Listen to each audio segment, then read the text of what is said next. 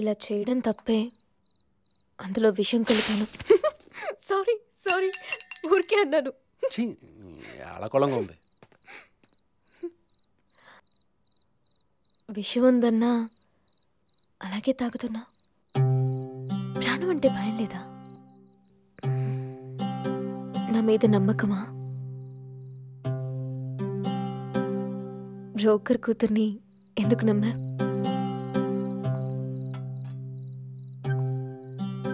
మీ గురించి లక్ష్మి నాకు మొత్తం చెప్పింది.